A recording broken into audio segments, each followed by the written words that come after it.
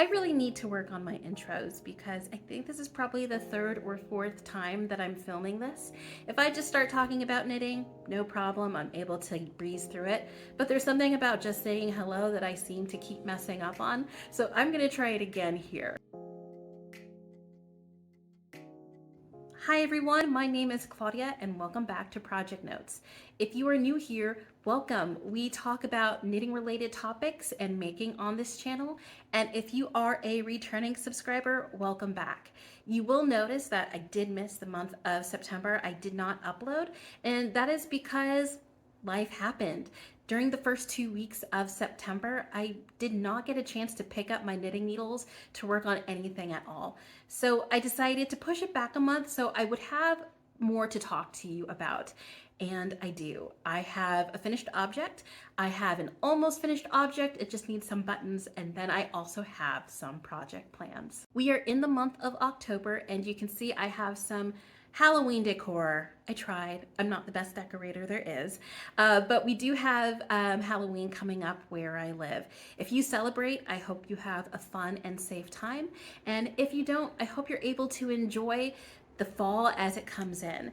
One of the things we talk about on Project Notes is the weather.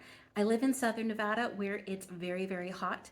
We actually had one of the hottest summers on record, or at least that I can remember. We had several days of above 100-degree temperatures, and we made it, y'all. It's finally dipped down. Today, the high is probably going to be 85 degrees. Now, where you are in the world, you might still think that's really toasty and hot, but to me, it's fall, which means it is finally sweater weather. And I will put in cut-ins and mod shots of everything that I feature today, just so you have a better chance to see it. I know my camera's a little bit close. That's just the setup of my filming equipment right now. But right now I am wearing a Cumulus blouse designed by Petite Knit.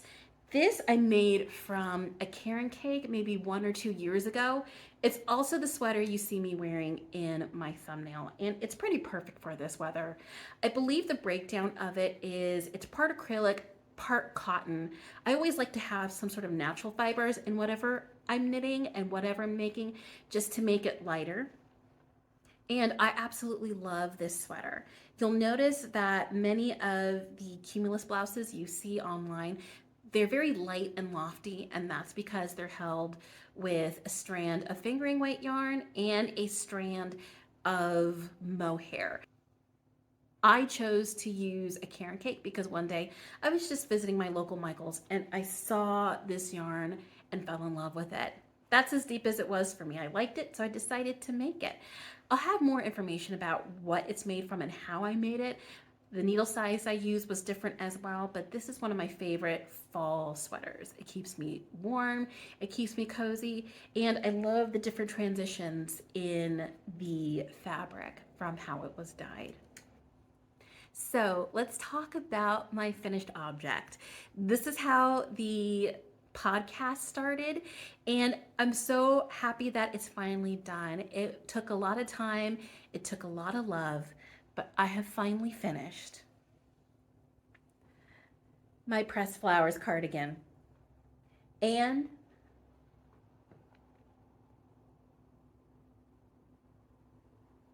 the buttons are finally on. In the last 2 podcasts, I talked a lot about this. There's not much else to say other than how much I do love this. It's made from 2 yarns. One is in the colorway La Perla. The other, the pink, is in Yesway Rose. I think it's Yesway Rose. I've been saying Yesway Rose and interchanging them because one ball tag I have says rose and the other one says rose with the accent. I think I'll just consistently call it Yesway Rose. And that's because in one of my previous podcasts, a commenter left an awesome comment about how she was listening to the podcast and she was walking by and saw a rose with that same name, Yesway Rose. So I'm on the hunt for that. I'll put your name and comment on the screen. Thank you for leaving that. That just brought a smile to my day. And now I have a drink for I have a something nice to add to my holiday Christmas table that I'll be looking out for. So thank you for that. But like I said, of course, this is oh my God, I'm so out of the habit of podcasting that my brain is just going blank. This is this is the pressed flowers cardigan designed by Amy Christoffers. I will put some cut-ins and some mod shots in. The last time you saw me, this was actually done. However, I had an issue when I blocked it. When I blocked it, the arms grew way too long. And one of the things that blanked in my mind about mosaic knitting is just how much yarn is in a mosaic knit pattern, just because you're using the 2 strands. So of course it's going to grow, it's going to get longer. So what I decided to do was I ripped 3 of these motifs back, and then after the 3rd one, I picked up my stitches for the sleeves, and then I did re-knit them. When I finished this off, I did a sewn bind off. And I don't know how everyone feels about the sewn bind off. I personally think it's beautiful. Now, what I'm about to say is debatable. I am totally fine and understanding if you disagree with me. But while the sewn bind off is pretty, it looks nice, I don't find that it's as stretchy or stable as I would like it to be. So what I did was I just went ahead and bound off in pattern. It is a knit purl pattern, so I just bound off that way. And what I do is, if the main body of the yarn is knit, say in 1 size needle, I will then knit the cuff in the recommended needle size for the smaller size, and then I'll bind off in the larger size. This was knit with a size 5 needle. The cuff was knit in a size 3 needle, so I decided to bind off very loosely in a size 5. The other thing you'll notice about this, and this is just my error, my mistake, but I can live with it because I can fix it pretty easily, is you'll see that the knit and the purl is just not as crisp as it was, or as I would like it to be. And that's because I use the yarn that I ripped out with. I didn't replace it with a new yarn. And so when I do that, the yarn becomes much more curly, and that curliness shows up in this. This is an easy fix. All I need to do is reblock just this portion in hot water and just let it dry in the sun. And I'm gonna do that probably sometime after this podcast is filmed. Really, it doesn't bother me when I wear it, but when I look at it from a distance, I just think, just tighten it up a little bit, Claudia, be a little bit more tidy with your finishing, and it will be perfect. Of course, because this is a poppy pink and a very pearly white, I'm going to be adding a color catcher. I did not notice anything bleed the last time I blocked this, but just to be safe, because I've put so much time and effort into it, I want to make sure that we don't have like an off pink, off white color cuff at the very end. The other thing I wanted to mention is about the buttons. So the buttons are finally sewn on, and you can see these here. These are the buttons from, oh gosh, once again, because I haven't podcasted, I'm going blank. Pigeon Wishes. I'll put a link to their store in the down box. Pigeon Wishes is based out of the UK. I was really picky about the buttons for this sweater because I wanted it to be pink, but I wanted it to be multicolored. And so when I was searching around on Etsy, I did find these. They do have an Etsy shop. They also have a retail website shop. This is not sponsored. They did not send me these buttons. I did pay for this out of pocket, and I also am using them in a project that I showed last time that I'll show again today. But I just love the way it looks. I love the way it turned out.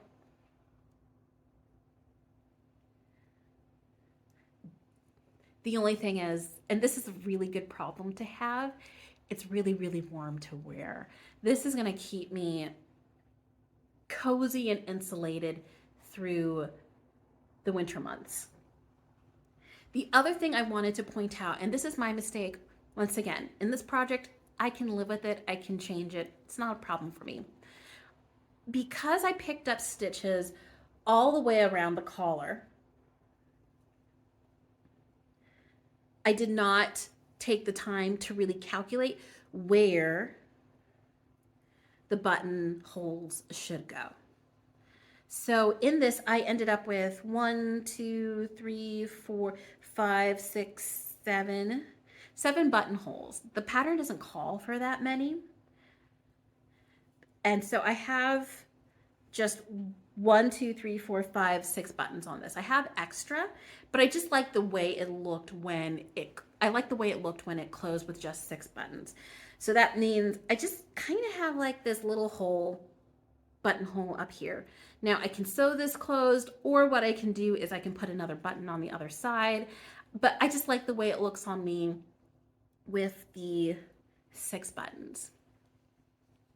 Thank you all for coming on this journey with me of the Pressed Flowers cardigan. One of the reasons I had so much fun knitting this was getting your feedback on it, especially about the inspiration for it.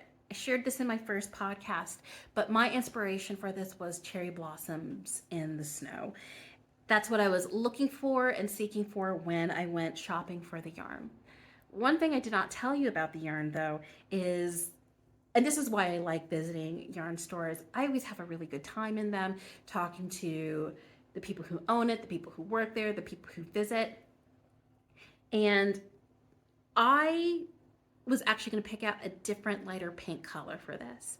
But this very kind woman in the shop came up to me and I showed her what I was making, what my inspiration was. And she pulled this down and said, I think this is more of your color. I think this is more of what you're going for. And she was right. So I just wanted to put that out there. As I was watching back the old podcast episodes, I kept thinking, oh my goodness, I did not mention this kind lady that I met in the shop who encouraged me and inspired me to, and validated my feelings about getting this color, because it was between this one and a lighter pink color. That's what I love about the knitting community. Everyone has an opinion. Everyone has their own feedback to share. You can take what you want. You can leave the rest. But knitting to me is very much a collaborative project. And yeah, to the lady who recommended this yarn to me, thank you very much. You were right. I spoke about last time a sweater, a cardigan, that I wanted to make for my mom. And this has been a project that has been on my mind for a year, and it is the Darjeeling Blouse. Last year, just as a reminder, I asked my mom if she wanted me to make her anything, and she said yes. And so we looked on Ravelry, we found the yarn, and we did select the Darjeeling Blouse, and that is designed by Trust the Mojo. Usually when it comes to choosing yarns, I don't usually use the recommended yarn in the pattern, but I did want to with this because I noticed the stitch definition in the pattern, and also it was a very new to me yarn. It was I think Concept by Katya's cotton cashmere, and that is 90% cotton, 10% cashmere. One thing you'll notice about a lot of my yarn choices is I like fiber mixes, especially those with some plant-based yarns. It just means that I can wear, or the person who is gifted something I make can wear it longer where I live, just because it gets so hot. Well, let's go back to September. September was a really busy month for me. I didn't have much time to knit, but what got me back into gear is that all of a sudden it was very, very cool outside. One day it was 100 degrees. The next day, I think it dropped down to like the 80s and 70s. And that is when I panicked and I realized if I don't cast this on, we may go another year without my mom having the sweater she asked for. And so during the last few weeks of September, I think even into early October, I worked exclusively on this project. which means I'm behind on other things, but that is okay. Getting this done for my mom was a big priority for me. It's almost done, but I just wanted to show you what it looks like now. This is the Darjeeling blouse, and I'm gonna have to steam it for her. She's tried it on. Oh my goodness, it's very, very wrinkly because I let it live in the bag too long. Once again, I will put in these little white things came off on it. I'll put in some mod shots so you can see it much better. But what I do want to show you is the detail work on it and give you some of my thoughts. The only thing that's missing on this right now are the buttons. Buttons are super easy to sew on. I'm gonna see if I can knock that out next week. That way I can give it over to my mom and she can enjoy it through the rest of fall, possibly early winter here. But just look at this detailing. That is beautiful. So this is the picot edge trim here with some lace work, and that appears on both sleeves. I'm gonna have to pick off the lint. I don't know how that actually got on there. And it also appears on the hemline. And it is just beautiful. Some mods I did make to this. This is definitely longer than what the pattern shows. I think I even made it one set of repeats longer than in the pattern, simply because my mom is tall. If you're tall, or if you have tall people in your families, sometimes they can struggle with finding fits that work for them, especially if they want to be more covered. And how you dress is your own personal choice, but my mom's personal choice is she didn't want it to be cropped. If I made it for myself, I would have been fine cropping it, having it be much shorter, but she just wanted something much longer, so it was more approachable. Having tall family members, I know that can really be a struggle, and I just wanted to make it the way that she wanted to. No problems, no questions. So when I was making it, I was constantly trying it on myself, thinking, okay, you're not as tall, so add a couple inches. And at a certain point, I started to get worried again because I felt like it was too long. But once I split for the sleeves and knit everything together at the end, it sits perfectly. I would traditionally myself knit a size 4 in this for me. For my mom, I knit a size 3, and this fits me perfectly. It fits her even better. It fits her even better. It looks so good on her, and I'm so happy that we were able to work together to make this. I may have used my hands and my knitting know-how, but her input in the design process, from the length, the buttons, the size, I just really enjoyed that. And I'm going to be making a project for another family member soon. We'll talk about that later when I get to it, because I've got too many projects going on right now. These buttons will be familiar to you. These are also from Pigeon Wishes. I showed them last time. I checked with her. I even asked her and told her, you know, if you don't like these buttons and you want to, or if you have buttons you want me to switch these out with, just let me know and I'll go ahead and do that. She thinks these are great, and so we're gonna go with these. I will ask her to do some mod shots when this is done. The pictures you see on the screen, I'm not sure where I'm putting it in the podcast, are what they look like on me. And like I said, I saw this on her and I thought, wow, Mom, dang, you look really good. So I will ask her if she wants to do mod shots. If she does, I will share them in the next podcast.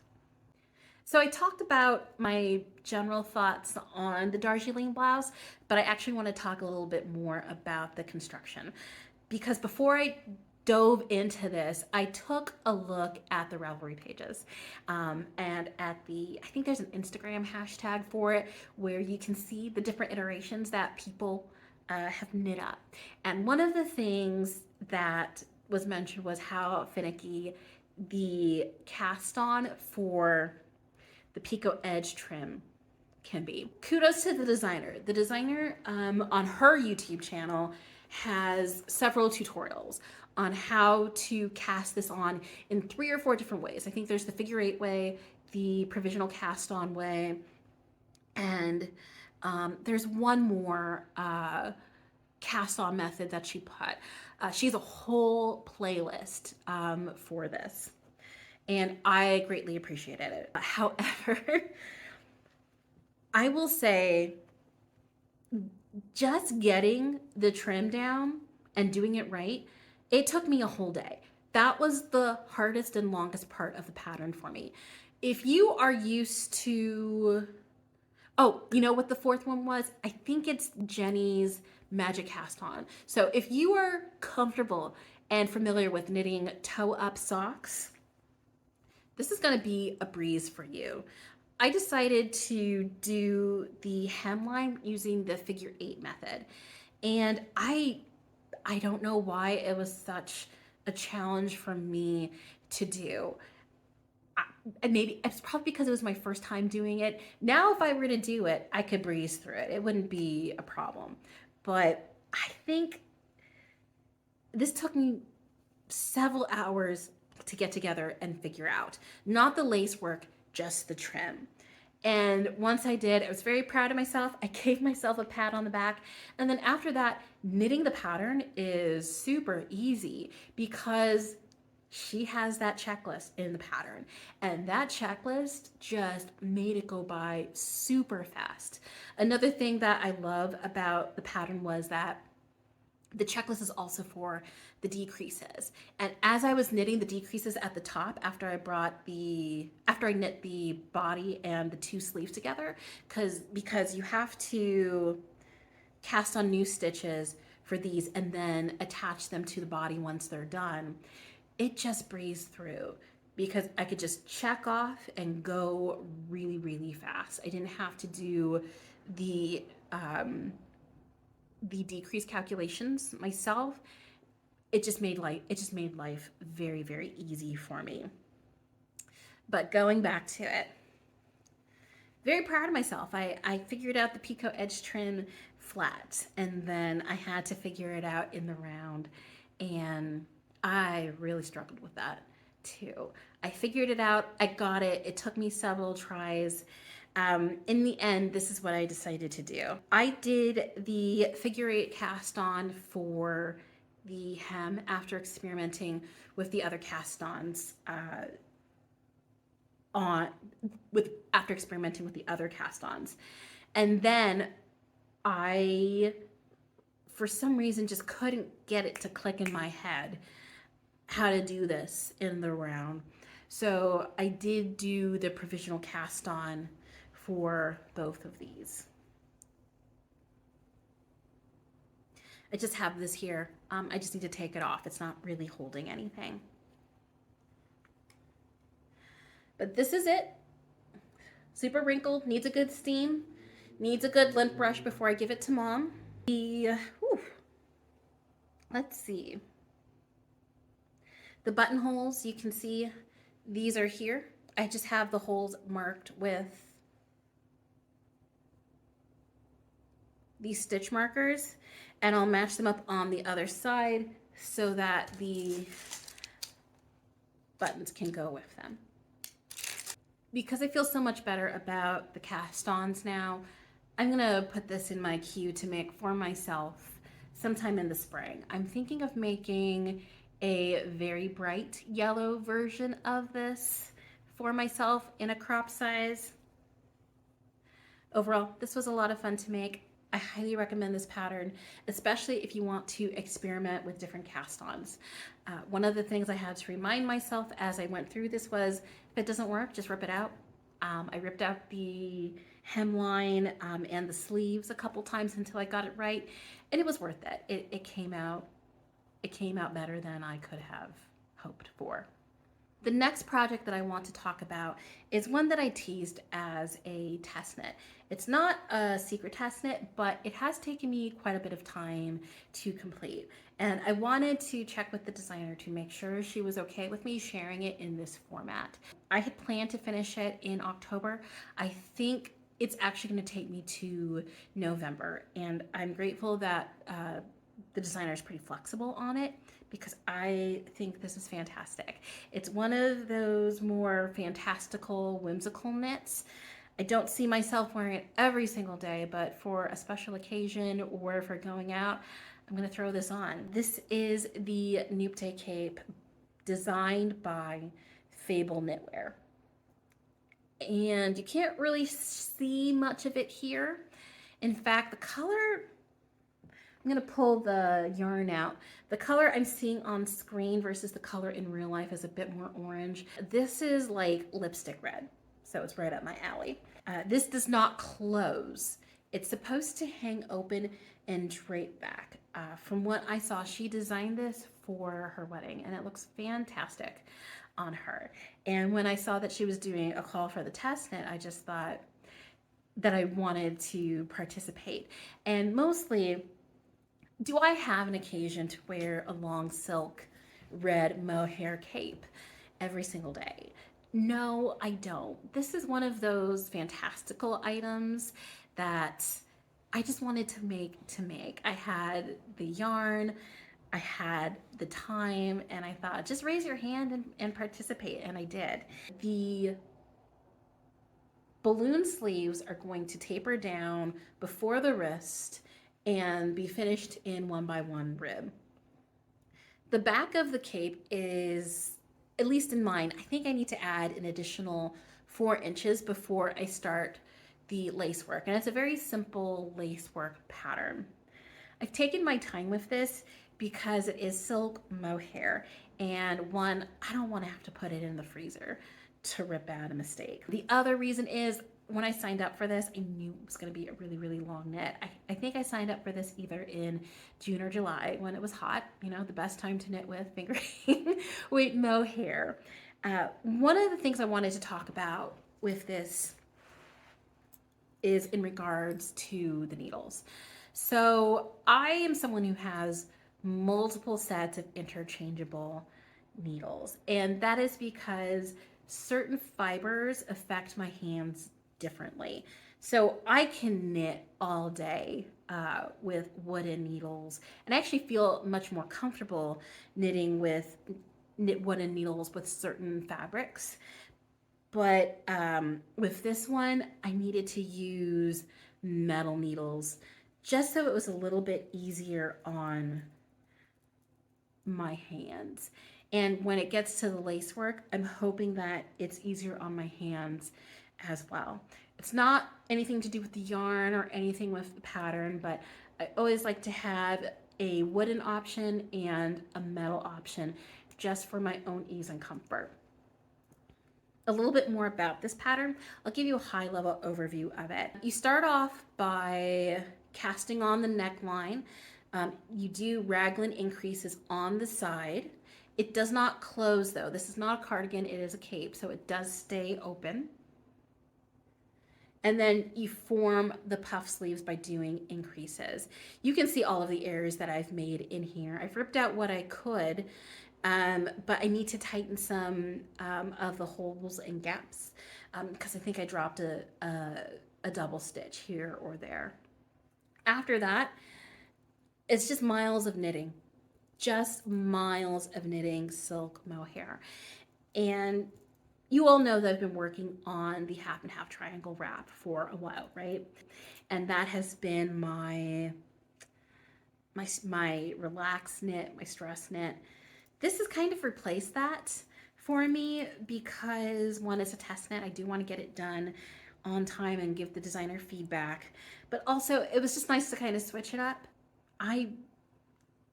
I know it may not sound like it from this description, but I truly am a monogamous knitter. I like to knock out one project before starting with another. But it was nice to spend the time to make this. I think it's going to be released sometime next year. When it's complete, I will show it to you. And in the mod shots, you'll see just how much more I have to go. I don't have a full list of the measurements. I'm going to capture those at the end, including how much mohair that I've used. But I just wanted to give you a sneak peek of this. I'm scratching and rubbing my nose because the mohair is flying everywhere. Also, I am tracking my increases. There are several increases in the cape. I'm tracking these with walking stick markers. And that is where I think the pattern could be challenging. The pattern is actually really approachable, especially if you are familiar with a tradition in pattern writing where everything isn't always spelled out. So, for example, with the Darjeeling blouse, yes, I had difficulty with the cast on. It's a me thing, it's not a pattern thing. You should still give it a try if you're interested in. But the designer also had a checklist of decreases in it, and also information on how to do the decreases, all of that information. In this pattern, you will see an instruction that says, make one. Make one what? Make one left, make one right. Where do you put the make one? And so I needed to take some time to mentally note and write some of those out where they are in the pattern. And that's just a difference in pattern writing. That doesn't scare me away from a pattern. It doesn't make me more attracted to a pattern. It's just something that I've become used to, knitting so many different types of things. So if you are interested in knitting yourself one of these capes, I recommend sit down with the pattern before you even cast on and start putting those notes in there so that when you get to them, you've already figured out where you're going to be putting your increases or where you're going to be putting your short rows or something like that. You'll see more progress on this the next time we sit down and chat. Speaking of long-term knits, I need to update you on my half and half triangle wrap because, oh dear, because, oh, whew. I took a road trip and guess what? It's still not quite a half, but we've made some serious progress on this. I think when I started this podcast in late July, I was only maybe a quarter of the way through the wraps. And right now, I'm almost done. I'm almost done with the pink side. I'm so excited. I love the color pink, but I am ready to add the color blue. She's waiting. There's not much to say about the half and half triangle wrap at this point. There are so many YouTubers who've made this and who have done a better job explaining how it works. But it is it is a very long knit, and I say this every time. I've just enjoyed picking it up, putting it down, no pressure, no deadline. It's just there. If I need a minute, if all I can do is one wrap in one day or one wrap in 1 week, I feel good because I'm still knitting and I'm getting to a certain point. But we're close, y'all. We are we're very close. Not close to being done. No, we're close to blue. And I'm ready for blue. I'm in the blue season of the year. This hot pink, she's cute, she's fun. We're out of those hot months now. It's blue time. Uh, so I wanted to also talk about some of the things that I wished I had done on this project. And I wish I had done a better job with the side of it. You can see here it's pretty uneven. I wish that I was doing a slip stitch at the end, but by the time I even thought to add that, I had made it pretty far in the pattern. So when I cast this on again, I will make sure I do that. The other thing is I wanted to make the biggest size because I wanted to be wrapped in it. And I do wish that I had gone a size down. Not so that it would have been a faster process, but I don't think I really looked at the dimensions of this to see just how big it's supposed to be. This is basically going to be a blanket scarf that I can toss around myself. And I think if I went with the smaller size, it would be more shawl length, because this yarn's gonna grow on me when I wash and block it. The other thing too, and I have to admit this, to make the largest size, the pattern says you need X amount of yards of yarn, which turns out for this to be 3 balls. So I got 3 balls of the pink, I got 3 balls of the blue. And when I was buying it, oh ye of little faith, I thought, they're just trying to get you to buy more yarn. There's just no way you're gonna use all of that yarn in the pattern. Well, you're gonna get pretty close. This is my 3rd ball. This is probably about half left. So it takes up a lot of fingering weight yarn. They're not just getting you to buy yarn. You really do need that much. It's coming along. Maybe I'll tease it again. Maybe next month, blue will make an appearance. I want to spend a lot of time on my Nuptaie cave to get that done, because it is a test knit. But November is also a month where I really want to focus on another project. Let me get that yarn for you. It's not going to be a surprise. You'll remember these.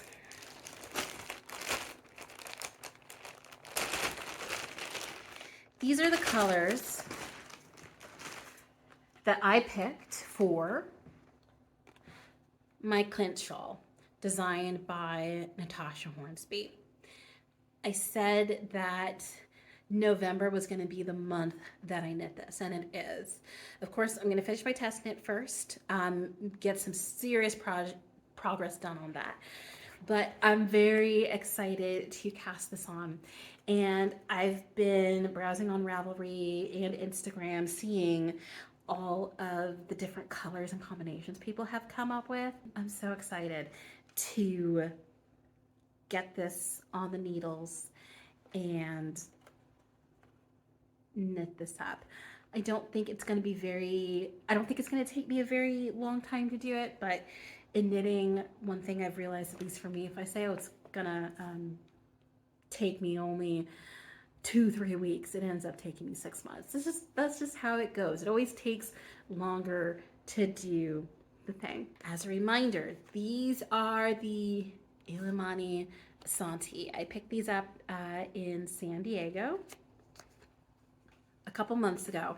I actually made a return trip to San Diego a week or 2 ago.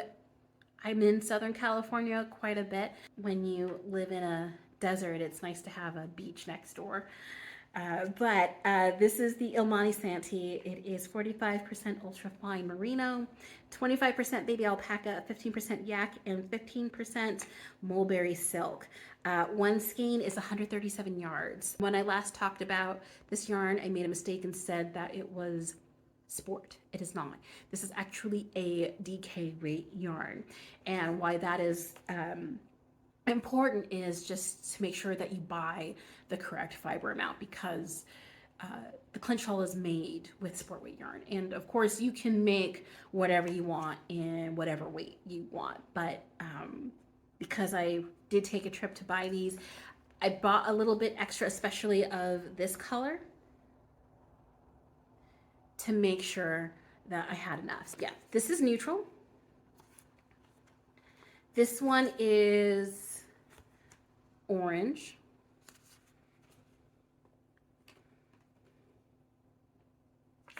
This one is seafoam.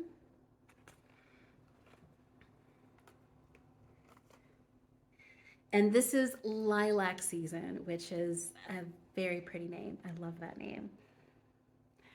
As we enter the holiday season, these are not holiday colors per se. It would be nice to make, you know, something a little bit more Christmassy, maybe something with more deeply saturated colors, but I'm looking forward to casting this on because it's an interesting construction technique from what I can see, building the quilt blocks, but also there comes a point when you have those assembled, there's a bit of color work in it, but it just seems like it's a pretty straightforward go.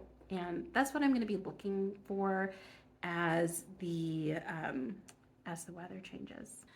Finally, I talked about feeling colorwork FOMO, especially this time of year when beautiful colorwork projects are being released by so many incredible designers. Just to be honest, I haven't made any progress on the colorwork project that we talked about. I haven't made any progress on the tarot card sweater. I still have the yarn and it is still waiting to be cast on. I think once I get through everything in November, this is what I'm thinking in terms of project plans. I am thinking finish Darjeeling, get that to mom, finish the Nuptaie cape because it's a test knit and I want to get that wrapped up before the end of November. I think you'll only need another week or two to finish that up. It seems like it's pretty smooth sailing from here, but you never know. And then after that, I'm going to be doing the Clint shawl. And of course, oh my God, that sounds like a lot. And of course, just plugging away at the half and half triangle wrap. So what does that mean for this? Well, I really want to slow down some of my knitting projects. I just really need to get things done. This one, I have the yarn, it's not going anywhere, but I did make the decision just to push it back just a little bit. I also mentioned I wanted to knit the GRAN cardigan by Emily Greene. Once I finish up all these projects, I will make a decision as to which I want to knit first. The GRAN cardigan, I have the yarn for that, or the tarot card sweater. This was going to be my fall knit, but just because I didn't knit so much in September like I planned to, this has been a good substitute for a fall knit just because of the colors. But this is still around. I just don't know which I'll do first, GRAN or tarot card. Stay tuned, we'll find out together. But it's probably gonna be based on what I'm feeling and what my bandwidth is for that time of year. One of the things that I want to keep in mind and remember is that most of my things just don't have, most of the things I knit just don't have a timeline on them. I also don't want to put pressure on myself by not making too much, but feeling like I need to make and make and make, especially since I started a knitting podcast. I want to be true and authentic to myself, but I also want to be true and authentic to you all. You all are wonderful, and I appreciate the time that you choose and decide to spend here. One of the things I'm trying to be truthful and honest with myself about having a knitting podcast is that sometimes, and this isn't coming from you all have been phenomenal and so supportive, especially understanding that we all live lives, we all work hard, we all have restrictions on our time. I did find myself thinking, oh, I need to cast on more, I need to make this, I need to make that. And that's just not the reality of my life. I am a busy working parent. Everyone around me works hard, and I am part of a group of folks who do find time for the passion projects in their lives, but it comes in between just the regular cadence of the day. And sometimes the cadence of my life doesn't fit in knitting. Before I podcasted, I was working on laundry. I was working on my laundry. That's the reality. Before I podcasted today, I was sweeping and mopping floors to be able to get the time to sit down and film. You got to coordinate with the person in your life on childcare and what their needs are and what your needs are, and all of that. And what I'm trying to get at is I found myself wanting to show more, wanting to make more. Sometimes, I don't know if this is you, but it's definitely me. Sometimes I try to fit more in to satisfy needs that really aren't necessary. You all don't need to see me make a million different things. And from what I've gathered from the comments, that's not why you hang out here. We hang out here so we can have really good conversations about knitting, so we can learn from each other. And so we have a space where we can just get down to, I'm sorry for the pun, the nitty gritty, the nitty gritty of it. That's just my long way of saying, with a lot of ums, thank you for the time and the grace and the space you have all given to me. It's made this podcast journey for me so much better, and I missed seeing you all. I missed hearing from you all, and we're gonna keep going. But I'm a slow knitter. I don't know if you're slow too, but just leave me on in the background while you're making or doing something, and we'll talk about some fun things. When I started knitting, I benefited from free and open information that was shared on YouTube. I didn't have a community of knitters around me, and when you do have like a knitting circle or a knitting group, there's a lot of information that is shared. You don't just share recipes, stories from your life, travel plans, things like that, but sometimes techniques and thought processes on things just kind of pop up in those conversations. I found, for me personally, there was a gap in the information that I was getting online, and I had to learn a lot of it along the way. And one of the ways I learned about knitting was developing a personal knitting resource library. Every podcast, I'm going to try to include a book title that helped me along the way of my knitting journey that I still use now, whether it's a resource book, a stitch pattern book, just a pattern book, any of those. I'll put the links down below. Now, right now, the links you see below, they are not affiliate links. I don't make any money from it. I don't think that's a problem. Just for right now, I just want to introduce these to you all so that you know what I used along the way and what I still use as a resource to support my knitting, other than podcasts, YouTube, things like that. So I have some books underneath my pumpkin, and I'll share one with you today, and I'll try to share one every time we sit down. So when I first really started getting into knitting, I figured out that I learn best with my hands, but also I learn best with different formats. So yes, I can see something on YouTube and process it. I can see somebody do it, but also having like a flat illustration, the technique is really helpful for me. And so I purchased this year. I've been using it though for a while though, by checking it out from my local public library. But this is the Vogue Knitting the ultimate knitting book.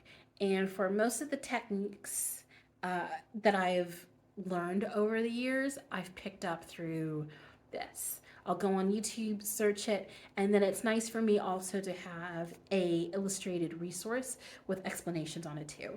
And this book was published in 2018. I think this is their revised edition. There is an older edition of this as well. You can pick these up in secondhand, in thrift stores, at your local public library. Your local public library probably has this on the shelf or a virtual copy of it somewhere. I'm not going to show too much because this is copyrighted material, but I did want to show sort of what the stitches and the instructions would look like. Vogue knitting, please don't see me. But I just wanted to show you. It's like, for example, basic stitch patterns. Remember, copyrighted material. Go buy it, go check it out from your local public library. We're just showing it here for demonstration purposes.